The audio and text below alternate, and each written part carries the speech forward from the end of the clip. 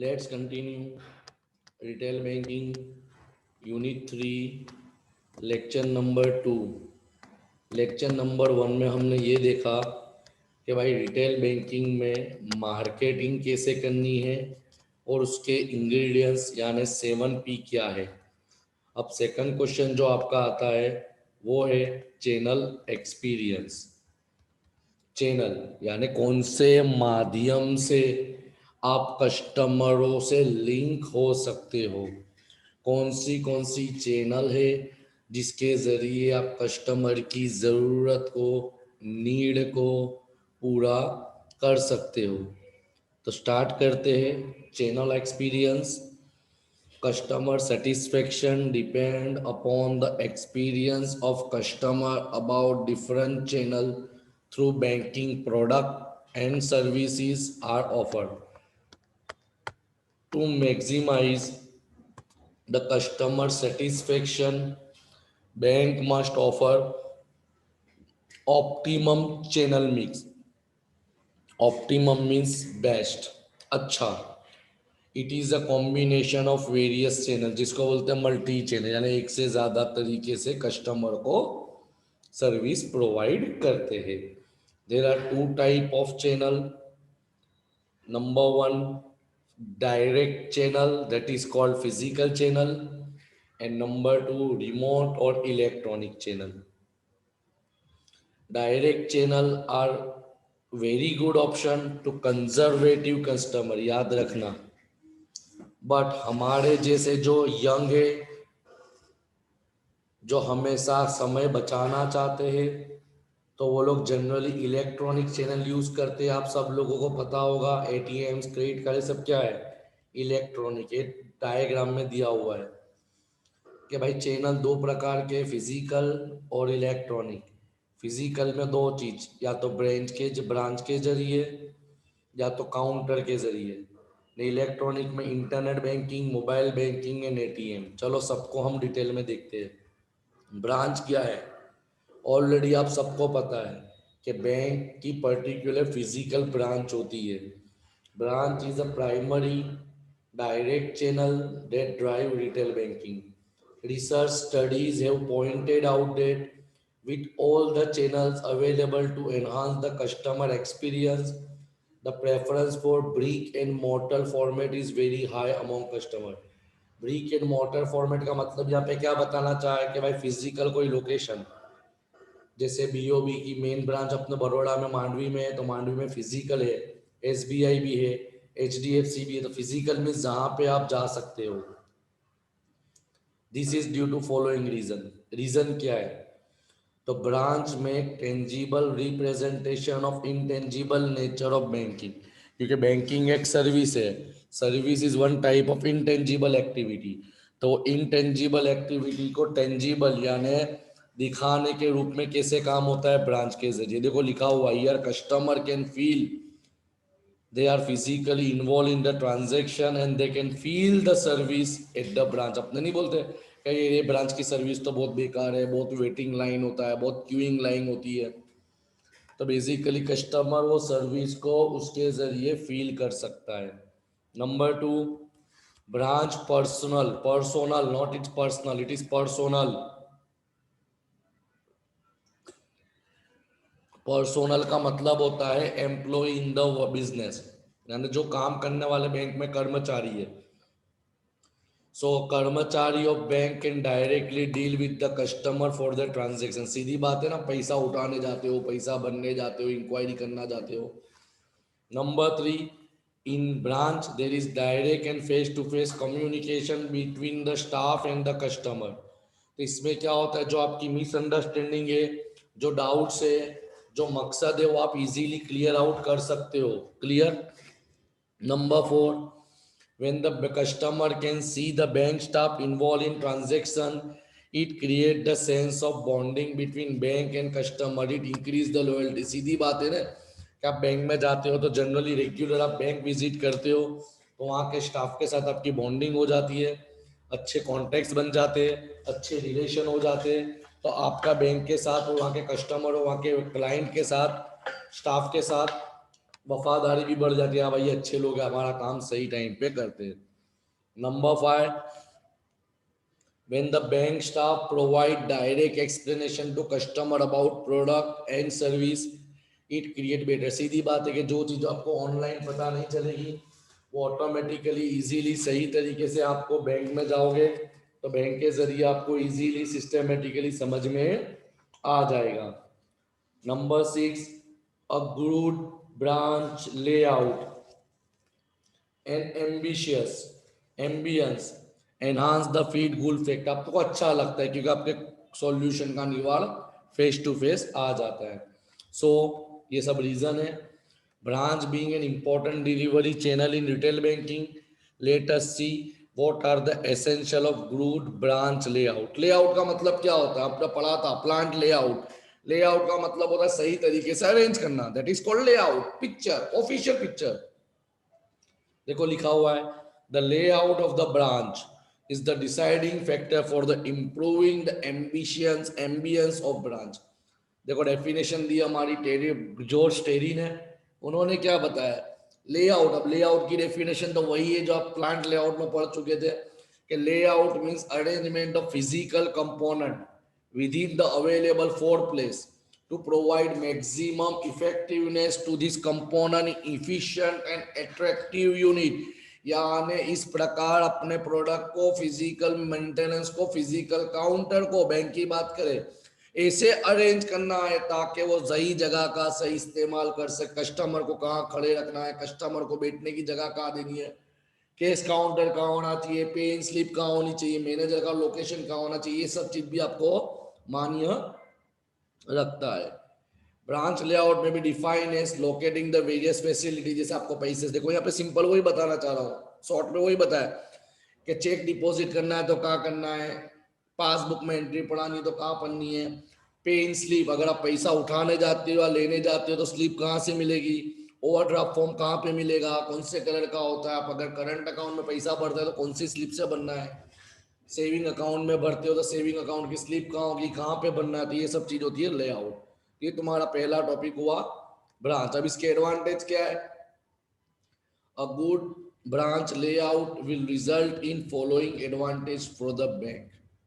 अच्छा लेआउट होगा, अच्छा स्ट्रक्चर होगा, जैसे एचडीएफसी, आईसीआईसी में आप जाओ, एंटर होते ही आपको पता चल जाएगा कौन सी चीज कहाँ पे। तो अच्छा लेआउट से क्या फायदे होते बैंक को, तो number 1, it will ensure smooth flow of service. आपकी बैंक वालों की जो सर्विस है वो सही तरीके से फ्लो होगी। It provide proper placement of various facility and increase the effectiveness of communication. Communication effective हो जाएगा।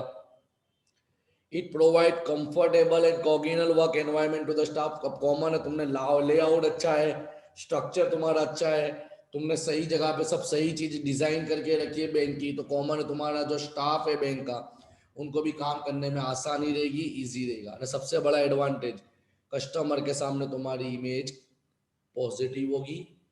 एंड लास्ट, तुम खर्चे भी बचा सकते हो क्योंकि बार बार चेंजेस करना लेआउट में एक्सपेंसिव टास्क कहा जाता है। तो ये तुम्हारा पहला टॉपिक कवर हुआ फिजिकल के अंदर branch. Second one is extension counter. Extension counter का मतलब क्या होता है, बहुत छोटा दिया, extension counter are the extension of branches open in specified location for offering banking service to specific group within their command area. जैसे मैं आपको बेस्ट एग्जांपल दूं, मैं 2 दिन पहले एसबीआई में मांडवी मेन ऑफिस पे बिजनेस लोन के लिए बात करने गया, तो वहां बार बोर्ड मारा हुआ था कि भाई from 20 December 2020 we have started special branch for providing loan at Manjalpur area. इसका मतलब क्या है कि वहां पे आपको स्पेसिफिक वही वस्तु मिलेगी, यानी आपको अलग अलग जगह घूमने की जरूरत नहीं है। जैसे लोन डिपार्टमेंट के लिए यहाँ पे चले जाइए, केस डिपार्टमेंट के लिए यहाँ चले जाइए, मॉर्गेज लोन हो तो इनसे मिलिए, बिजनेस लोन हो तो इनसे मिलिए। यानी उसको बोलते हैं एक्सटेंशन। वो डिपेंड करता है बैंक की जरूरत के हिसाब से, बैंक की सर्विस के हिसाब से। Extension counter are basically attach to a branch और कंट्रोल बाय द ब्रांच। तो सीधी बात, अकाउंटिंग पर्पस के लिए मेन ब्रांच को अकाउंट जो मेन हेड ऑफिस होती है या तो बैंक की ब्रांच होती है, वही उसको मैनेज करती है। फीचर्स क्या है? तो they are permitted to offer product mainly in liability side, याद रखना असेट साइड नहीं बोला, liability side. The area of operation are restricted to close group like court, educational institution like colleges and specific company in their premises. Extension counter play important role in retail analysis for especially low cost like saving and current account. सही है? They bring deposit as well as CASA resources. ये भी तुमने पढ़ा unit 1 में, CASA which have operative resource. Recently the concept of extension counter is diluted, है ना। आज के जमाने में थोड़ा ये स्लो हो चुका है। क्यों हो चुका है स्लो? क्योंकि because of information technology and electronic media available in the market. मगर जनरली आपको इतना याद रख के चलना है कि एक्सटेंशन काउंटर जो होते हैं वो स्पेसिफिकली जनरली लायबिलिटी प्रोडक्ट के लिए ही होते हैं। क्लियर? ये तुम्हारे थे फिजिकल, जिसमें दो चीज थी, branch and number 2 extension counter. Now comes electronic channel. उस पर सबसे पहले मेरे से अच्छा आपको पता है, पढ़े हुए हो आप, जनरली आप यूथ हो, आप लोग मेरे से ज़्यादा इस्तेमाल करते हो ATM card, that is called ATMs, automated teller machine. देखो ATM is completely revolutionise the service pattern of bank. ATM are the starting point of remote channel that move the customer away from the branch। वही चीजें ने के कारण क्या है कि भाई कस्टमर इंपॉर्टेंट क्यों कि भाई कस्टमर को अब हर जगह बैंक का एटीएम मिल जाता है, बैंक फैसिलिटी प्रोवाइड करती है, तो कस्टमर को लंबी लाइन में क्यू में खड़े रहने की जरूरत नहीं पड़ेगी। ऑब्जेक्टिव ऑफ बैंकर, बैंक का मकसद क्या है? तो number 1 to offer convenience to customer as additional choice to withdraw money during any time of the day according to their will. जैसे बैंक का टाइमिंग आपको मालूम है, फिजिकल में जाओगे तो 10 से 5 या 10 से 4 में आपको पैसा मिलेगा। Saturday, second Saturday, fourth Saturday and Sunday bank बंद रहती है। तो कॉमन उस समय अगर कस्टमर की जरूरत है तो कस्टमर क्या कर सकता है, कोई भी नियरेस्ट एटीएम में जाके वो अपनी जरूरत को पूरा कर सकता है। और इसमें कोई टाइम लिमिट भी नहीं है, 24 घंटे 7 दिन तुम्हारे एटीएम चालू रहते हैं। तो ये एक बेनिफिट होता है कस्टमर को एटीएम एस्टैब्लिश करने का। नंबर 2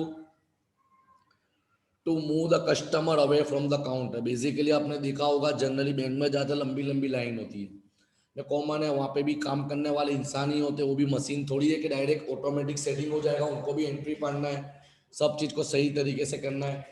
तो सबसे बड़ा अपने बेसिक मकसद ये भी बोल सकते हैं कि एटीएम के आने की वजह से बैंक में जो लंबी क्यू और वेटिंग लाइन होती थी वो ऑटोमेटिकली थोड़ी कम होने लगी, क्योंकि जो भी यूथ है, जवान, वो जनरली एटीएम पे जाके ट्रांजेक्शन करना ज्यादा प्रीफर करते हैं, ज्यादा इंपॉर्टेंट समझते हैं, क्योंकि उनमें उनका समय भी बचता है, टाइम भी बचता है और काम फास्ट होता है। अब एटीएम कितने प्रकार के होते हैं? There are 2 type of ATM, on site ATM and number 2 off site ATM. On site का मतलब क्या? जैसे मांडवी पे एसबीआई है, एसबीआई बैंक के बिल्कुल ही नीचे एटीएम मशीन है। आयुर्वेदिक में बीओबी है तो बैंक के बिल्कुल बाजू में, बीओबी के बाजू में एटीएम है, तो उसको बोलते हैं on site ATM. Of site ATM का मतलब क्या होता है कि भाई मांडवी पे मेन ब्रांच तो एसबीआई की, मगर कितने कॉम्प्लेक्स, कितने कॉमर्शियल प्लेस, कितने बिजनेस क्लब्स, उनके बाहर भी तुम जाओ रोड पे आपको एटीएम्स मिल जाएंगे, तो वो ऑफ साइट होते हैं कि उसके आजू बाजू में एसबीआई बैंक तो नहीं है मगर एसबीआई के एटीएम आपको मिल जाएंगे। Clear? Earlier there were restriction on usage of ATM by customer. ये भी पड़ा हुआ है कि भाई पहले क्या होता था, भाई बीओबी का एटीएम है, तब बीओबी से उठा सकते थे, मगर नवी पॉलिसी में क्या है, तुम कहीं भी कोई भी बैंक में कोई भी एटीएम से आपका पैसा विड्रॉ कर सकते हो। In this regard the national financial switch was initiated for ATM operation. Two of the important networking arrangement called cash tree and infinite, याद रखना एमसीक्यू में आ सकता है। Nationalise financial switch offer network facility across the bank. यानी क्या, पहले ऐसी भी लिमिटेशन थी कि भाई बीओबी का एटीएम है तो बीओबी के एटीएम से पैसे उठा सकते हो, मगर अभी गवर्नमेंट ने थोड़े कायदे चेंज करे, बैंक वालों ने बेनिफिट देना चालू कर दिया है। देखो गाइडलाइंस क्या है 2009 with regard to saving bank customer, जिसका सेविंग अकाउंट है, withdrawal are allowed through other bank ATM per month free of charge. Thereafter charge of 25 withdrawal. Basically depend करता है बैंक पे, मगर बताया कि तुम 5 बार महीने में, जैसे मेरा एसबीआई का कार्ड है तो मैं 5 बार एसबीआई के अलावा कोई भी और एटीएम से पैसे विड्रॉ कर सकता हूँ। अगर मैं छठी बार जाऊंगा तो पर ट्रांजेक्शन के 20 रुपए लगेंगे। ने इसी तरह सबसे डेंजर आता है तकलीफ हमारे जैसों के लिए जिनका नॉन सेविंग अकाउंट है ना करंट अकाउंट है, they will not be allowed to any free withdrawal in other bank. Clear? सीधा है कि भाई हमारे जैसों के लिए अगर मेरा सपोज सीआर क्लासेस का करंट अकाउंट है तो कंपलसरीली मेरे को करंट अकाउंट है तो मेरे को एसबीआई में करंट अकाउंट है तो एसबीआई के एटीएम से ही उठाना है। अगर मैं कोई एटीएम से जाता हूँ तो पहली बार भी ट्रांजेक्शन करता हूँ तो ट्रांजेक्शन पे चार्ज लग जाएगा। उसके बाद maximum cash withdrawal will be 10,000 per transaction of other bank. Other bank में तुम मैक्सिमम 10,000 एक साथ में उठा सकते हो। क्लियर? अब एटीएम को ऑपरेट कैसे करते तो देखो कैसे आया, कहाँ से स्टार्ट हुआ। All bank have several ATM and they are located across geographically on the basis of priority. Common है, हर बैंक के अपने अपने एटीएम, बहुत सारे एटीएम है and all are connected via वैन। बराबर, वैन जिसका सेंट्रल सर्वर एक जगह होता है। Each and every ATM has the following component: card reader, card dispenser, keyboard, अब वो कीबोर्ड कुछ भी हो सकता है, hand touch, touch screen, printer, an entire package is bounded in ATM machine. ATM machine में सब आता है, card reader, card dispenser. Customer normally operation such, customer क्या कर सकता है, या तो विड्रॉ कर सकता है या तो अपने बैलेंस की, अकाउंट की इंक्वायरी कर सकता है। देखो, when customer insert an ATM card into card reader, the transaction start. On the back of the ATM card, the card number, start date, expiry date are encoded on the black magnetic strip। ATM के अंदर देखना होता है, 16 आंकड़े का card number होगा, ये सब होगा। Next stage is the card by the ATM. फिर उसके बाद कार्ड क्या तुम एटीएम में डालोगे तो उसको तुम्हारे पास से पिन नंबर मांगेगा। पिन नंबर का मतलब होता है परमानेंट आइडेंटिफिकेशन नंबर, जो 4 आंकड़े का होता है, सबके पिन होते हैं। ये भी बताया जाता है अपना पिन शेयर मत करो, इसके लिए मैं अपना पिन तो आपको बताऊंगा ही नहीं। सिंपल सी बात है भाई। एटीएम उसके बाद क्या करेगा, वो पिन को चेकअप करेगा, उसकी कार्ड की वैलिडिटी चेक करेगा, उसके बाद तुमको आगे काम करने देगा। हाँ, तुम मैक्सिमम 3 बार सेट कर सकते हो। अगर तुमने 3 बार गलत पिन डाला तो ऑटोमेटिकली कार्ड ब्लॉक हो सकता है। क्लियर? वही चीज़ है कि भाई उसके बाद तुम्हारा नंबर एटीएम कार्ड में वेरीफाई होगा, उसके बाद आप बैलेंस की इंक्वायरी कर सकते हो, पैसा उठाना है तो पैसा उठा सकते हो। उसके बाद the screen with form the customer to enter the detail कि कितना विड्रॉ करना है, 5,000, 10,000, वही सिंपल जो अपने। उसके बाद the screen width of enter, enter का बटन दबाओ तो ऑटोमेटिक पैसे निकलेंगे। Before approval of transaction the system will verify the sufficiency of the fund. ये सबसे बड़ा है कि मेरा अकाउंट में 10,000 बैलेंस है, मैं 12,000 की एंट्री पड़ता हूँ तो एटीएम डायरेक्टली 12,000 नहीं देगा, पहले मेरा वेरीफाई करेगा कि मेरा अकाउंट में कितना पैसा है। सिंपल जो तुम प्रैक्टिकल करते हो वही थियरी में लिखेला है। वेरीफाई करने के बाद वो रिक्वेस्ट अमाउंट देखेगा, रिसिप्ट की प्रिंट होगी, पैसा निकल जाएगा, पैसा निकल जाएगा, स्लिप निकलेगी। उसके बाद कार्ड ऑटोमेटिक, अभी तो ऑटोमेटिक नवे कार्ड आएगा, ऑटोमेटिक ट्रांजेक्शन खत्म होने के बाद ही निकलते।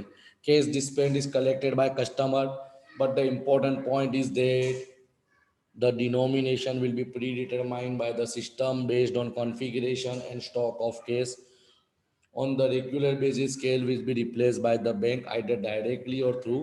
ने कॉमन है भाई, तुम बोलोगे सर एटीएम में पैसा कहाँ से आता है, सीधा लिखा है कि बैंक रेगुलरली खुद या तो कोई एजेंसी के जरिए एटीएम में पैसे डालती है। तो ये तुम्हारा पहला हुआ एटीएम। क्लियर? दूसरा पॉइंट आता है पॉइंट ऑफ सेल टर्मिनल। ये बहुत काम की चीज, ये तुम्हारे लिए नहीं है। पॉइंट ऑफ सेल टर्मिनल का मतलब एक जात का हम जो डेबिट कार्ड, क्रेडिट कार्ड इस्तेमाल करते हो। Point of sale terminal are the enablers of payment of, are the enablers, पूछ सकते, are the enablers of point of sale of payment of debit cards and credit cards in merchant establishment। समझ में आया? whenever customer make a purchase from the merchant establishment, he can make the payment by using POS terminal facility। अब ये है क्या, तो PO is simple and electronic transaction terminal used in electronic system. The POS is interact with computer file to approve transaction and transmits information against customer. There are two type of terminal. Electronic cash register जो generally बड़ी बड़ी दुकान वाले रखते हैं, and dial up terminal automatically dial special number offer a toll free number to authorization. Simple. अभी तो सब बंद हो गया है. अभी सब पॉइंट ऑफ टर्मिनल में एक चीज है इलेक्ट्रॉनिक. जैसे अभी वाईफाई कार्ड चलते हैं ना, डब्बा आता है ना कि भाई जिसके जरिए आप ATM card credit card swipe करा सकते हो, एंट्री पढ़ा सकते हो. नेट सेटलमेंट में occur at the time of transaction और it may be occur in the later in the. तो बेसिकली डिटरमेंट की कोई ज़रूरत होती नहीं है, मगर याद रखना पॉइंट ऑफ सेम टर्मिनल आपको एग्जामिनेशन में पूछ सकते हैं. क्लियर. अब इसके बाद वाले नेक्स्ट टॉपिक से हम नेक्स्ट लेक्चर में कंटिन्यू करेंगे.